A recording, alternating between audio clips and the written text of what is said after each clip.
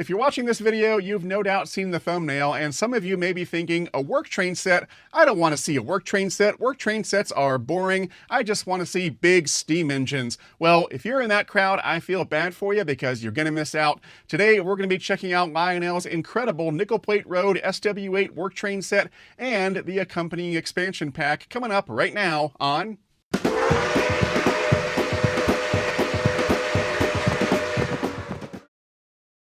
All right, so the work train set and the expansion pack you're about to see are items that I picked up at the 2024 Fall York Train Show up in York, Pennsylvania. I got them from Brady's Trains. He did a bundle package for me where I bought the work train set, the expansion pack, and his custom run Vision Line triplex, and he gave me such a good package deal that I couldn't refuse. I'm going to make him an offer he can't refuse. Now, it took me quite a while to finish this video. If you look at my watch during the unboxing, you'll see that it says October of 2024. That's when I filmed the unboxing, but I just finished the video a few days ago here in March of 2025.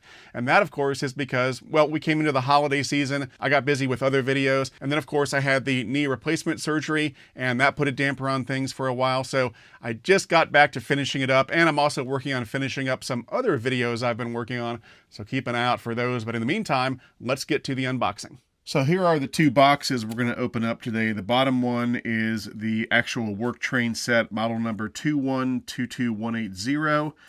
The top box is the add-on pack, model number 2126490. And for today's unboxings from my knife collection, we'll be using this guy. This is the Victorinox Swiss Champ XLT. Of the current models that Victorinox is making, this is their second largest. It's 11 layers and contains, I believe, 50 tools. Anyway, let's get these open, starting with the bottom box, and then we'll move on to the add-on pack. It's a pretty healthy-sized box. Very excited to see what lies within.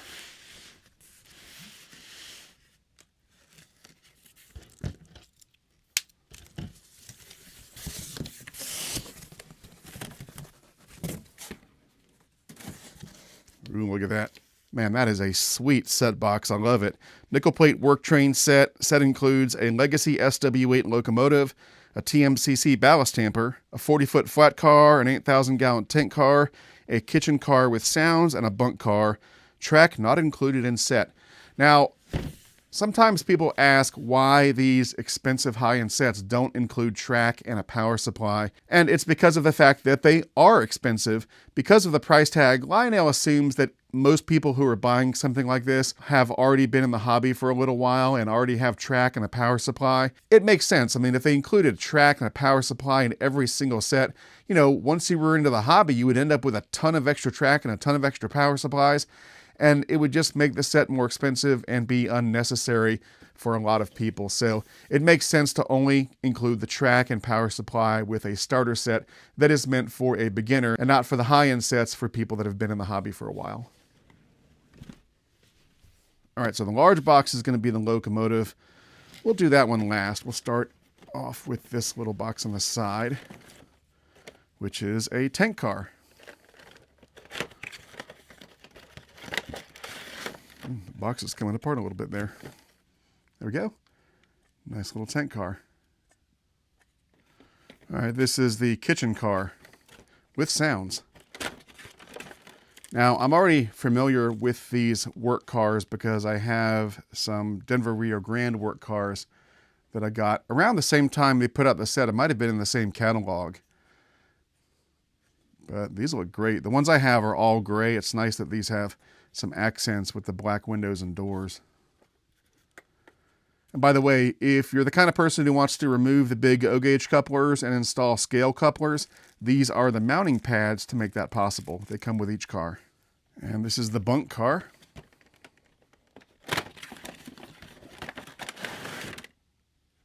Doesn't have sounds, but it does have lights.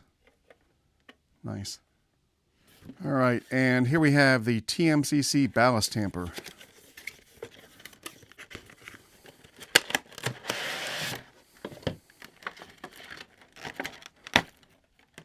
I've got a Burlington Northern Ballast Tamper that was probably in the same catalog as this one, but this one is supplied with the set and nickel plate road. Very cool. Now this is an operating ballast tamper, so we'll check it out in a little more detail later on. And these are spare traction tires for the ballast tamper. And here we have the 40-foot flat car, and the ballast tamper actually rides on top of the flat car.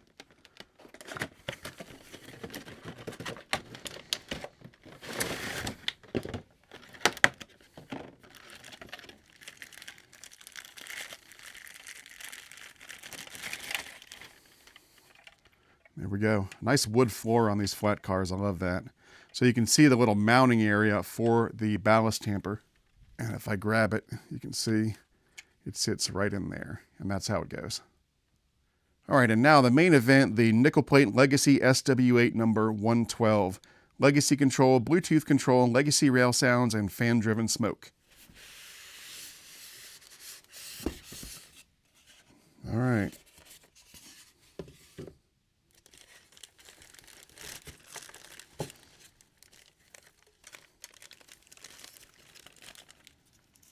Ooh, that's nice.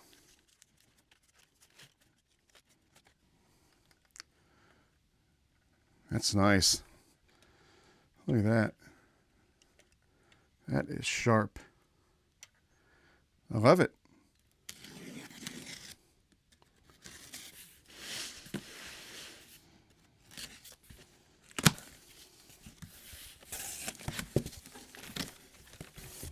All right, nickel plate work train expansion pack includes two 40-foot flat cars, a TMCC speeder, a tool car, and a bunk car.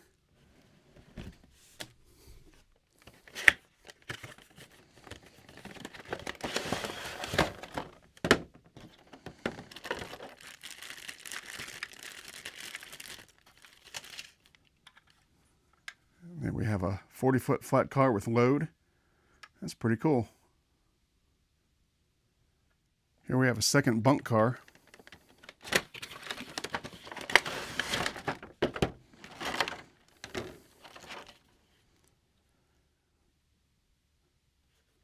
And here we have a tool car.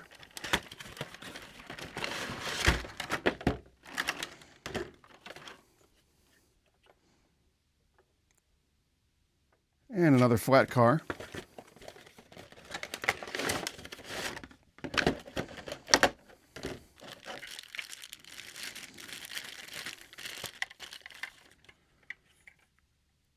And you can see there's another mounting pad. This one is for the speeder. And finally, here's the speeder. TMCC speeder for nickel plate work train pack. Powerful maintenance-free motor, forward and reverse operation, directional headlight and rear light, traction tire, and a die-cast metal frame.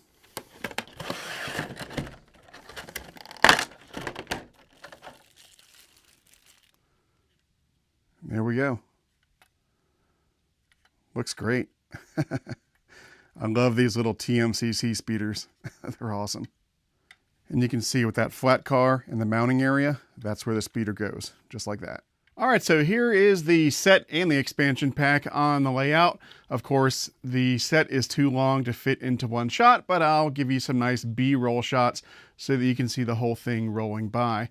So Lionel offered the work train set and the expansion pack in their 2021 Volume 1 catalog. The price on the work train set itself, which included the SW8 switcher, the flat car with the ballast tamper, the tank car, the kitchen car with sounds, and a bunk car. And the retail price on that was right at $1,000. And then the expansion pack, which includes the flat car with the speeder, the flat car with the load, another bunk car, and a tool car, that retailed for $700. So all in, you were looking at about $1,700 retail if you wanted to get both the set and the expansion pack.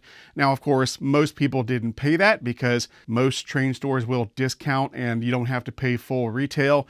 And of course, I got a really good deal on this set when I bought it at York from Brady's Trains.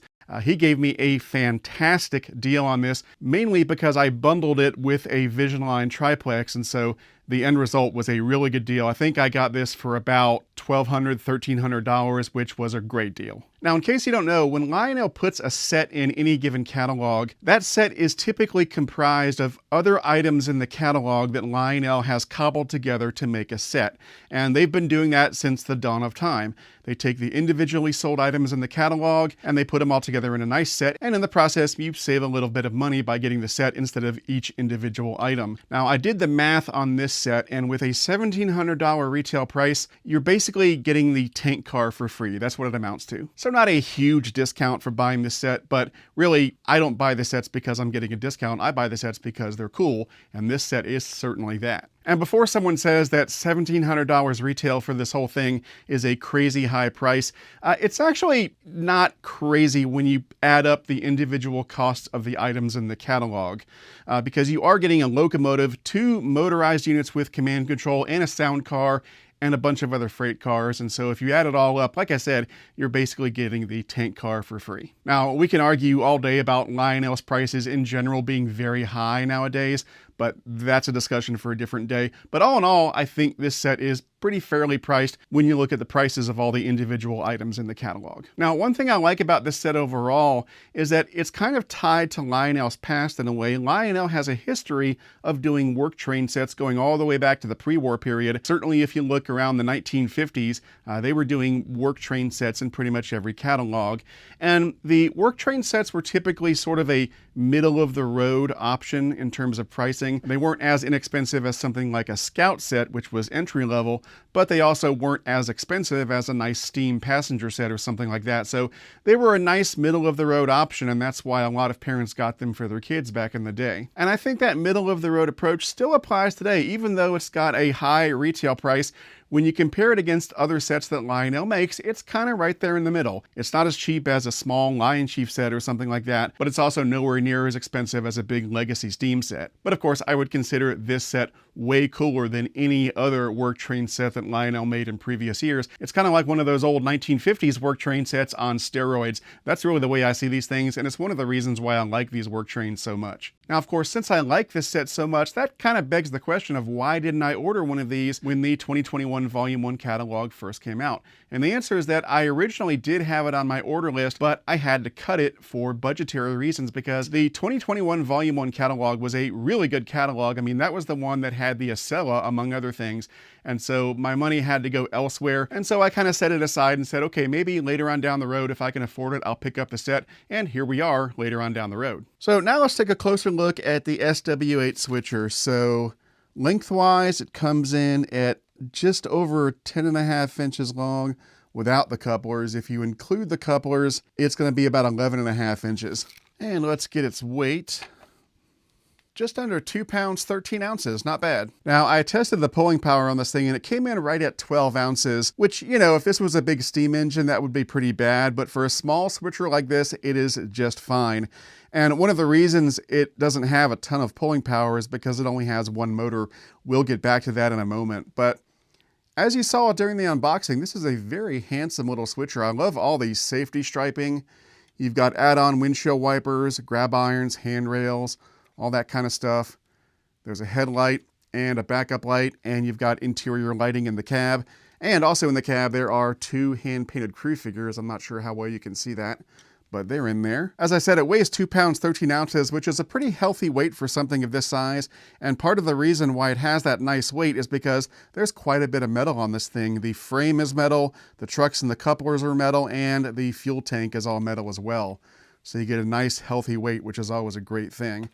Now on the roof here, you've got the bell and the smokestack, and then you've also got this little panel that can be removed, and that reveals the master controls for the engine. So you've got run program, Bluetooth on off, and smoke on off. And then when you want to cover it up, that piece goes right in place like that. Yeah, this thing is really sharp, legible signage everywhere, and even the molded in details are very deeply recessed. They look great. Now on the bottom, you can see on this truck, we've got a single pickup roller, and then we've got 2 pickup rollers on the rear truck. And then where the pickup roller would be on this truck, we've got the sensor for the Lionel LCS sensor track, should you choose to use one. You've also got 4 traction tires down here, 2 on this axle and 2 on this axle. Now, for both of these trucks, you'll see there's some drive gear going to the fuel tank area, and that goes up to the single motor that drives both trucks. This is something that Atlas has done with their switchers for many years, and Lionel has started doing it too in recent years. And I think it's great because by using a single motor, it frees up space for a smoke unit, which in previous years, small switchers like these never had. So in contrast to that, just to show you what I'm talking about, here is an MTH MP15 switcher that I got last year. I haven't done a video on this yet. I need to at some point. It's a very nice switcher, but this has two motors, one above each truck, which means it has more pulling power, but there is no smoke unit. And so, you know, it's a trade-off. Do you want more pulling power or do you want the smoke? For a switcher, I would rather have the smoke because the thing is, a switcher is not supposed to be a super powerful puller. If you need more pulling power, you should couple several switchers together or just use a larger diesel to get more pulling power. But yeah, I think it's a great trade-off. Having one motor in exchange for the smoke unit, I would take that deal any day. Now, I'm going to show you how to operate the ballast tamper in just a moment, but you know, I looked more closely at these flat cars and I really like these. There's a lot of metal. I believe the sides are metal and some of the stuff in here is metal as well. Can't entirely tell, but it's very nicely made. Great detailing under here. You've got the Lionel trucks that have the plastic bolsters and the die-cast metal exteriors. Those are fine. And then you've got a real wood deck. I mean, these are very, very nice. Oh, I almost forgot. With each of these flat cars, in the box, you'll find a bag of metal stakes like this. Now, you can install it on the flat car if you want. They go along the edges, but the speeder is actually too wide to use all the stakes around the flat car, and the ballast tamper is almost too wide to use the stakes, so I chose not to use the stakes, but if you do put the stakes on the car, it'll look like this. Now, Lionel's been making the ballast tamper for many, many years now. In fact, they had a ballast tamper that they made in the post-war period, although that was quite different from this one. I've got one of these from the early 2000s. It used to be that they were only conventionally controlled, but in recent years they've added command control because they were able to get that TMCC package small enough to fit into a small motorized unit like this one. And they've also added command control to the speeder, which you'll see in a moment, and the track inspection cars and other accessories like that. So it's very simple. You know, even with command control, there's no sounds or anything like that. You can move it forward and backward. You can turn the lights on and off. The ballast tamping mechanism is controlled with this little switch here. If you put the switch in that position, I'm not sure if you can see that very well, that will deactivate the tamping mechanisms. And if you let it go out like that, that will allow them to move up and down while the unit is in operation. And then on the other side here, you've got the run program switch that will allow you to program it into your TMCC, Legacy, or Base 3 system. But yeah, these are very simple motorized units, and yet I love these things. I love collecting Lionel's motorized units like the ballast tamper and the speeder and the track inspection cars and the tie ejector and all that kind of stuff. I've always loved these little things, and so I'm really happy to pick up another one. And you can see it's pretty nicely detailed. Add-on windshield wipers, got some add-on parts back here, grab irons and handrails, and then you've got LED lighting on the top and on the inside. Got these little things that fold down like that. I think these go on either side of the rails to smooth down the ballast. I think that's what those are for. Someone can correct me if I'm wrong. But yeah, those move like that and then can fold down. They don't automatically fold down. You have to do it by hand, but that's okay. And then like you saw during the unboxing, they've got these little wooden rails and the ballast tamper sits on those rails like that. And then the speeder is very much the same. Another motorized unit with command control. There's the run program switch, and you've got two rollers down here. And I think there's one traction tire right there, although you're not going to be pulling anything with this, obviously, because it has no couplers, but it does help it grip the rails a little bit. Got a couple of crew figures in there. The doors open up like that. And then you've got the flashing beacon light up on top. There's also a headlight and a reverse light. Again, very simple, no sounds, just forward, backwards, lights on and off, those kind of things. And of course, as many of you know, I'm a big fan of the speeders. That's why last year we did a custom run Appalachian and Western speeder, and here that is. This is one of the newer versions that has a plow on the front, very nice. And that'll fit on those rails as well. It doesn't matter which speeder you use. it'll fit on those rails. All right, so let's take these two motorized units for a quick spin so that for those of you who have never operated these before, you can see what they're all about. So for the speeder, we will put that run program switch into program mode like that. And then for this one, I'll use my Cab 3 app on my phone here. By the way, this is a dedicated phone that I use just to run the Cab 3 app. So we'll press Engine 2 and set. And I don't know if you could see it, but the light flashed. So that means it's successfully programmed. So we'll put it back into run mode. And while we're at it, we'll add a picture of the locomotive here, or the speeder, I should say.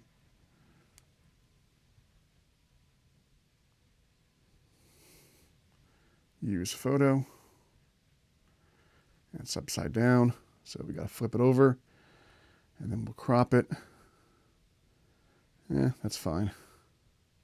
Save photo. And then we'll hit Engine 2 again. And there it is. And we'll go ahead and finish configuring the engine in the Cab 3 app at least. So the road name is Nickel Plate Road. And the road number is 1953, I think. And it's set as diesel. I don't think they have like a speeder option. No, they don't. So we'll just leave it as diesel. And it's TMCC and it has no sounds. So we'll hit back and we're going to update it. And so now it should be ready. So let's see if we can run this thing. There we go.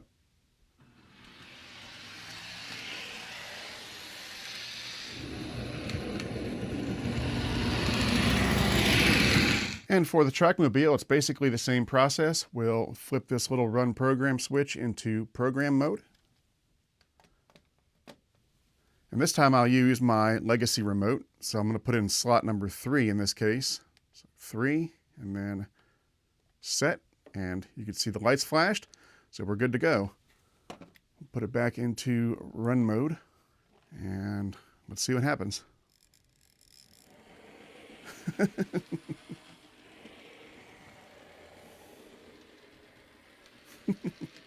And hopefully when it came by, you saw the tamping mechanisms at work on the front of the ballast tamper. I'll bring it by again and take a look.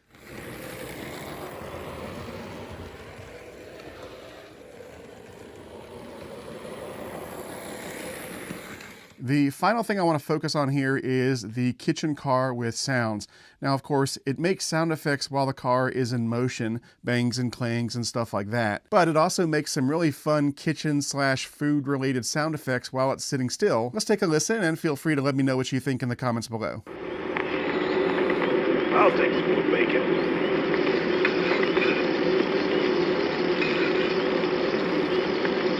Them's the best wieners I've ever tasted.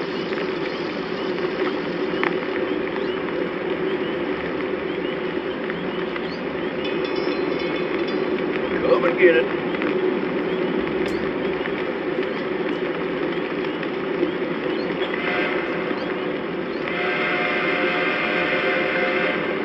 Well, time to turn in.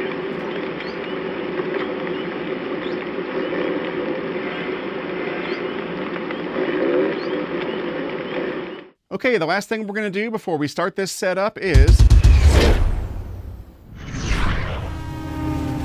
Okay, so my pick for best feature this time around, it's something that I mentioned earlier, and that is the play value of this set. Now, of course, the price makes this something you wouldn't get for a kid that would play with it, but even as adults, you can have a set that has play value. And like I said, there's really a lot going on. So yeah, a great set with a lot to do, a lot of stuff you can show your friends. All right, now comes the fun part. Let's go ahead and start this thing up. This is the dispatcher. Start her up. Stand by to pull. Over. Copy that. Starting up the engine. Out.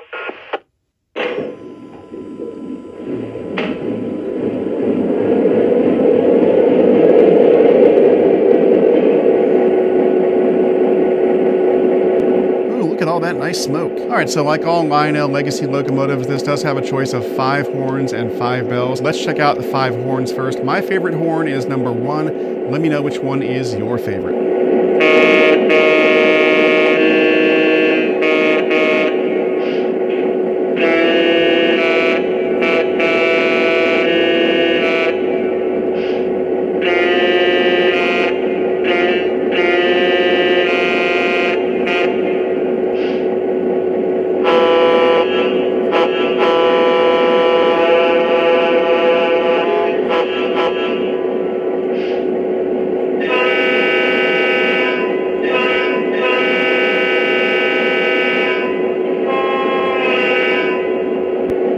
are the 5 bells. My favorite is number 3. Let me know which one is your favorite.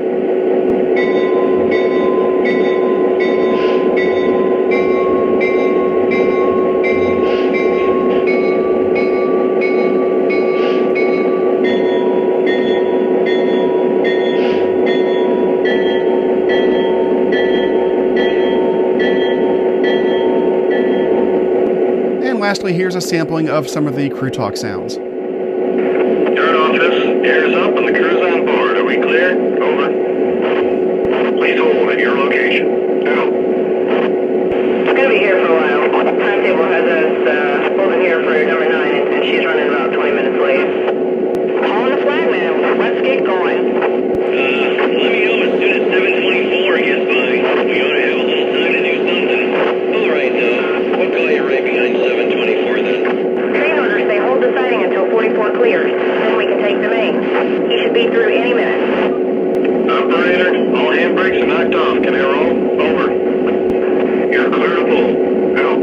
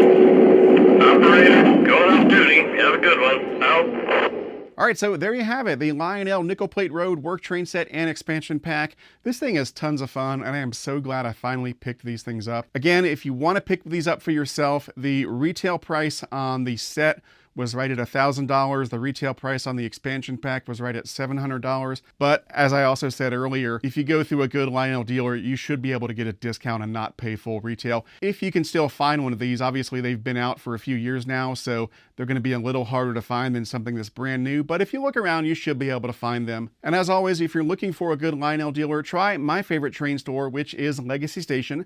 You can find them on the web at legacystation.com or give them a call at 770-339-7780. If you'd like to support this channel, I would greatly appreciate it. That can be done through Patreon at patreon.com/ericstrains. Patreon supporters get access to all sorts of perks and benefits, and you can read about those benefits on my Patreon page. I'd like to put a big thank you out there to all of my current Patreon supporters. Your support means the world, not only to me, but to the future of this channel. And a super huge mega thank you goes out to my premium tier Patreon supporters. You'll see their names at the end of this video. Anyway, that's going to do it for now. I'm Eric Siegel. Thanks for watching. Stay safe, and I'll see you next time.